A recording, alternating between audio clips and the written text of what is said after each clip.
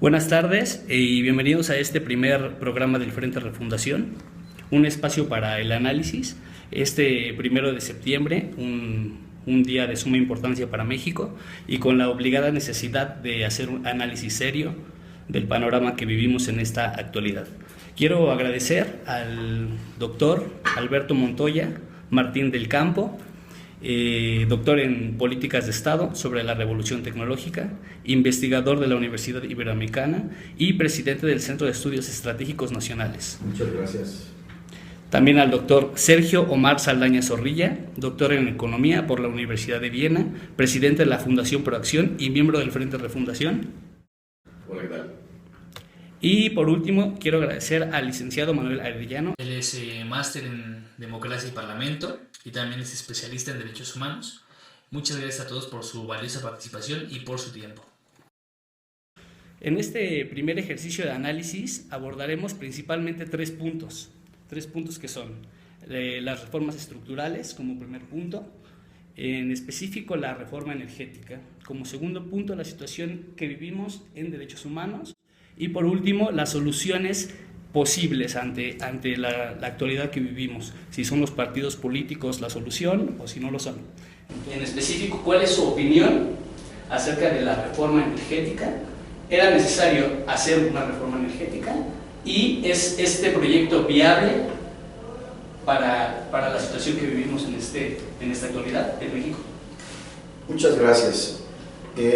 Bueno, yo creo que esta es una pregunta que nos debemos de hacer todos los mexicanos, porque lo que este gobierno, a través de un pacto con algunos partidos de oposición, el Partido Acción Nacional y el Partido de la Revolución Democrática, acordaron modificar la Constitución en sus fundamentos. Estas modificaciones obedecen a las necesidades de los Estados Unidos de América.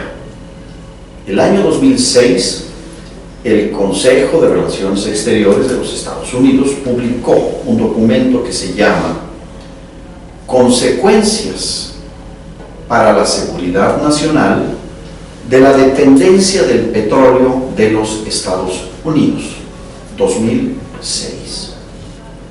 En 2007 se introdujo una ley en el Senado estadounidense que no fue aprobada por otras razones, pero que va directamente a la modificación de la política exterior y la diplomacia para que los objetivos en materia de energía de las relaciones de Estados Unidos con el mundo contribuyan a su seguridad energética.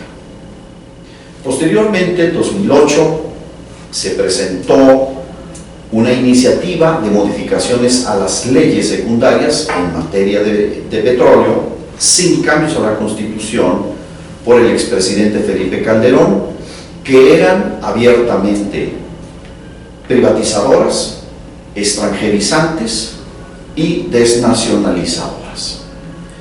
Todo este conjunto de antecedentes fue retomado y asumido desde el momento en el que era candidato o precandidato a la presidencia Enrique Peña Nieto, y el día 2 de diciembre, al día siguiente de su toma de posesión, se anunció un pacto en donde se plantea una contrarreforma a la Constitución mexicana que cancela de hecho la propiedad sobre los recursos de la nación en el subsuelo, la explotación, usufructo y renta de todo el sector energético y la construcción artificial de una dependencia energética de México a favor de los Estados Unidos de América.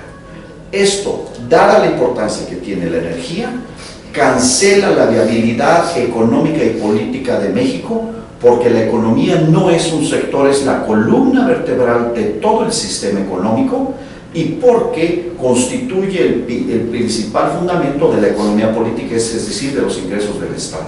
Se aprobó y hoy estamos en una condición que sitúa al país en una inviabilidad hacia el futuro. Respecto de la pregunta que nos has Alfredo también, quiero complementar lo que ya dijo aquí el doctor Montoya. ¿Necesitaba México una reforma energética? Sí, yo digo que sí, pero no esta. Sí necesitaba una reforma energética por 3 razones que yo resumo en sindicato, funcionarios y tecnología.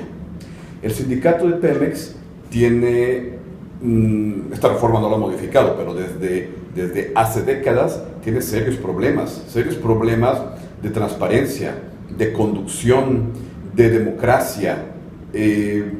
Hay que hacer algo en ese sindicato. Este ha sido un problema ya persistente. En términos de los funcionarios, el Consejo de Administración de Pemex, ¿cómo se maneja?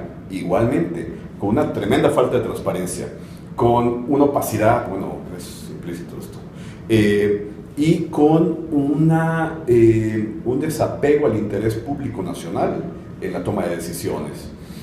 Estos 2 aspectos son los que han fabricado el tercero. Problemas tecnológicos. Pemex tiene unas limitantes tecnológicas provocadas por estos otros dos aspectos, 2 tremendos errores que ha tenido ya por lustros.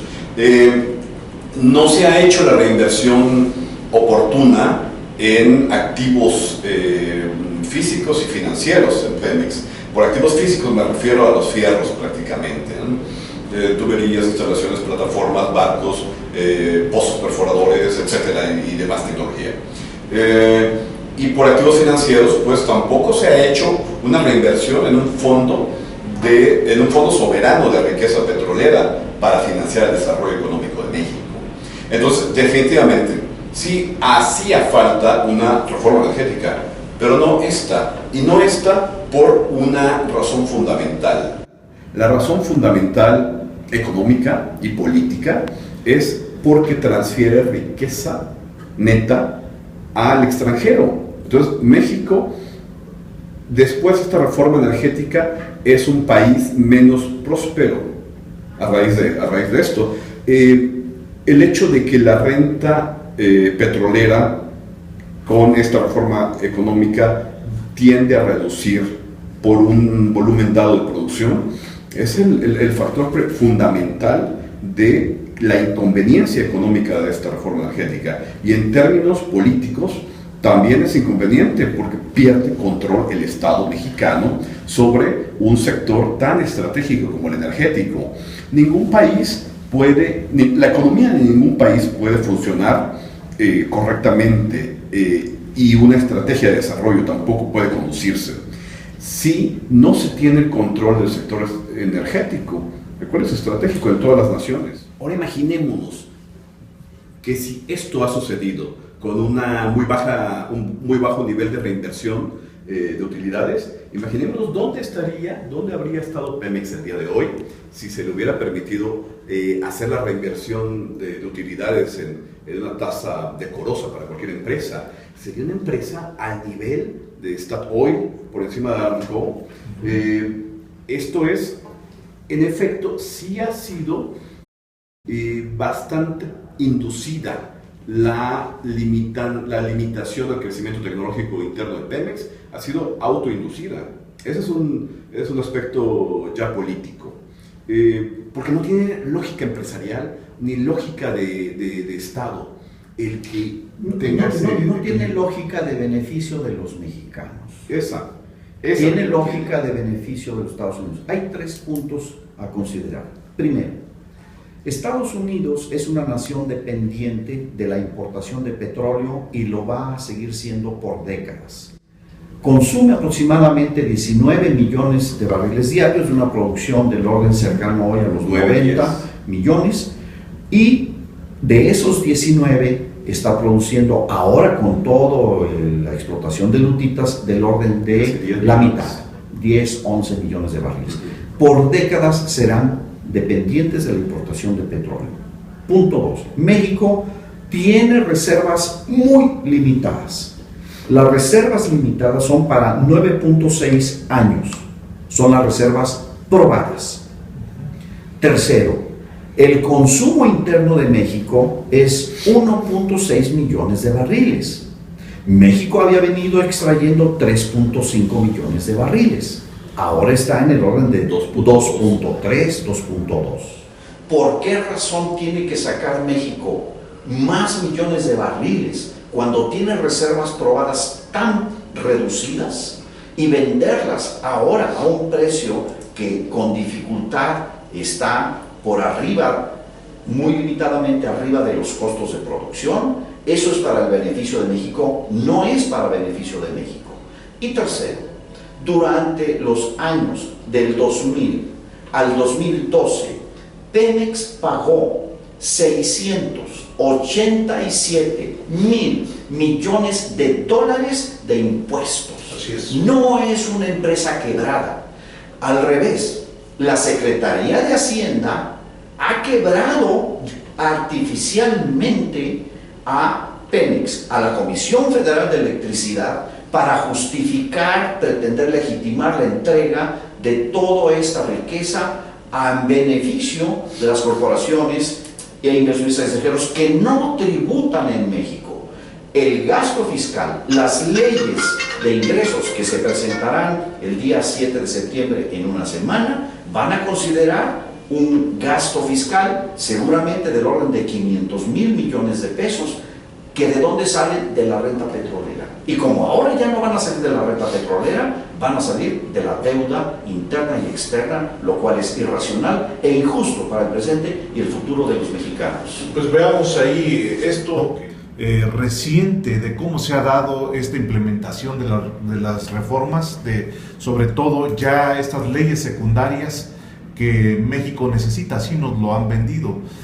Vemos que es una sistematización de la privatización de todas las empresas paraestatales que ha venido en los últimos 30 años. Veamos cómo ha evolucionado este sistema de privatización, desde Ferrenales, desde el mismo Telmex, de todas las mineras nacionales.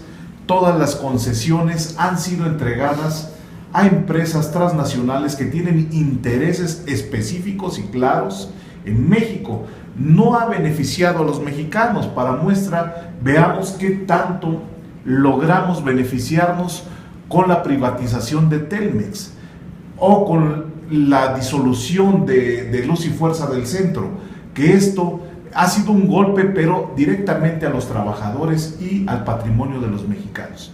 En este caso, para poner el tema en el centro, yo estoy de acuerdo y coincido con los dos, pero más coincido en que las reformas estructurales de México debieron de fincarse en todo momento en aras de la transparencia, en aras de la rendición de cuentas.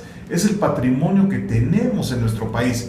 En el caso de la energética, que es la madre de todas las reformas, ha sido plagada en el proceso de implementación, ha sido plagada por corrupción. Para muestra es la subasta esta de la llamada Ronda Cero, que implementan recientemente y recae o beneficia a uno de los dueños cercanos a un expresidente de la República, en este caso a Carlos Salinas de Gortari. Aquí, antes de la transparencia, está la cuestión de la justificación de la decisión. La decisión, lo primero que tiene que demostrarse es que es racional y que es ética. Porque puede haber una decisión correcta, muy transparente, o puede haber una decisión incorrecta, muy transparente. El primer problema es la eticidad y la racionalidad de la decisión. Me refiero básicamente a dos puntos, porque es conocido lo que significó la privatización de Telmex, el impacto y la construcción de una de las fortunas más grandes del mundo sobre la base del patrimonio de los mexicanos. Pero poco se conoce, por ejemplo, de la minería. En el año 92 se cambió la ley minera durante el gobierno de Carlos Salinas de Gortari y se dieron concesiones y se privatizaron varias minas importantes. Solamente para tener una idea del despojo a la nación, en México durante los últimos 10 años se producen entre 70 y 80 toneladas de oro por año y más de 120 millones de onzas Troy de plata. Si México, en lugar de que las empresas extranjeras saquen esta riqueza, la depositen en sus bancos centrales, las retuviéramos en el Banco de México, en una década, México podría tener 800 toneladas de oro. ¿Para qué sirve ese recurso? Para construir un sistema bancario totalmente propio. México no necesita las reformas. Son contrarreformas que necesitan las corporaciones extranjeras. Nos hacen dependientes. México no necesita que vengan empresas que no paguen impuestos y que no paguen salarios justos a los mexicanos. México no necesita nada de eso. Es exactamente al revés. Son los Estados Unidos quienes requieren que sus corporaciones financieras, energéticas, comerciales e industriales desarrollen sus actividades en México bajo condiciones de no pago de impuestos, no pago de salarios dignos y de no contribuir al desarrollo integral de Ese México. punto es importante porque nos está generando un agujero presupuestal en el presupuesto de egresos de la Federación, ¿no? Un agujero de 30% de ingresos para la Federación, para que se distribuya a estados y municipios y para todo lo que es la administración pública. Está haciendo falta ya un 30% por la caída del precio internacional del petróleo,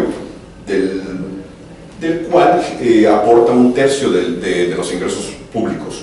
Entonces, al caer el precio del petróleo, prácticamente 70% en esta última temporada, genera este tremendo agujero presupuestal. Si es del 30%, y esto se combina con la devaluación del peso que ha acumulado de un año para acá, ya anda rondando por un 30% también la devaluación del peso.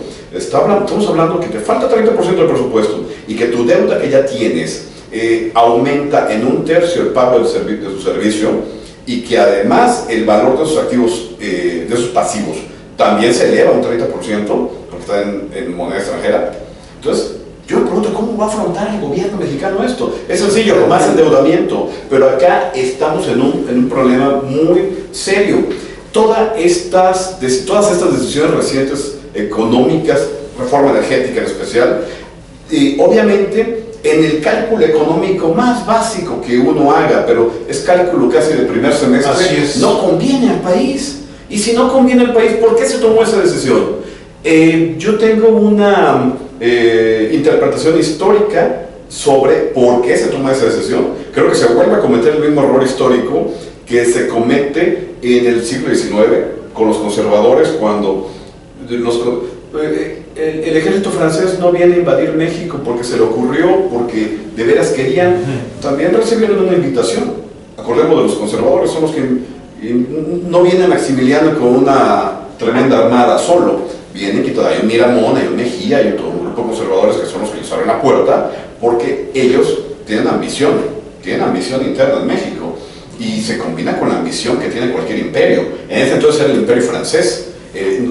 Podemos culpar a Estados Unidos, pero el imperio que está en el mundo reinando, ese va a llegar y va a aprovechar la oportunidad cuando un caballo de Troya mexicano les abra la puerta nuevamente, y ha vuelto a suceder. Bueno, ahora el imperio es el americano y nuestros caballos de Troya son este grupo de políticos que tenemos ahorita gobernando el país. Esa es la política de dependencia que se está desarrollando en esta región del mundo, doctor Sergio.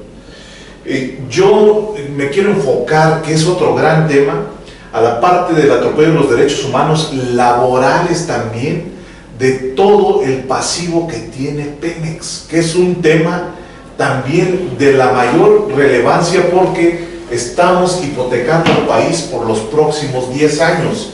Esta reforma energética establece que en un lapso no mayor a 10 años, esta deuda laboral, que es una olla de presión que tienen los estados financieros, no lo estamos diciendo nosotros, esto es información pública. Los datos que han dado las ONGs señalan que el pasivo laboral de Pemex se ha incrementado anualmente en un 10%. Ahora estamos llegando a una especie de acuerdo. Estamos de acuerdo en que sí existen actores extranjeros, pero también nacionales, que están tomando las decisiones por nosotros, aún en detrimento de nosotros. Por eso ese punto.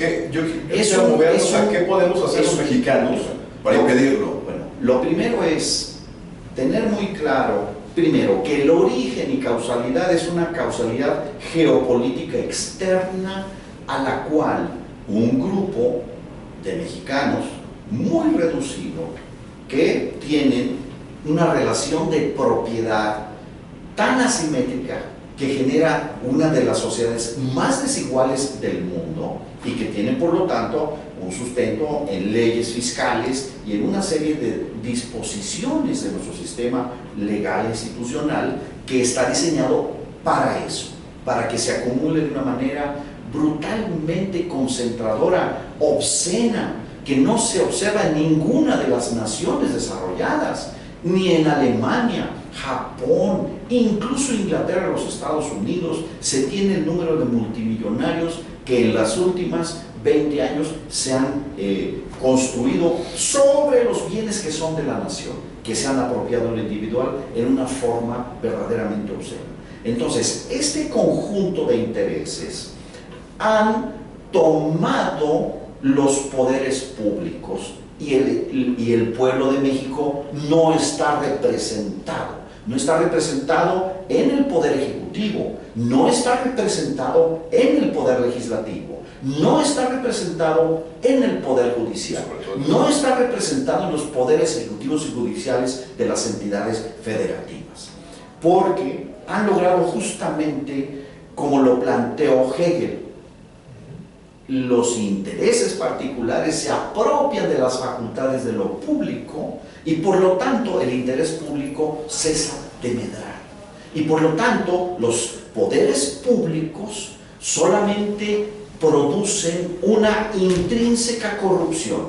En eso consiste la esencia de la corrupción del Estado, en que los intereses particulares se apropian de facultades que corresponden al universo de seres humanos que participan de una comunidad jurídico-política históricamente constituida que somos los Estados-nación.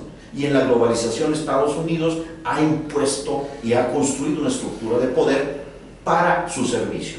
Y el resultado es que los mexicanos en su conjunto estamos al servicio de estos intereses hegemónicos.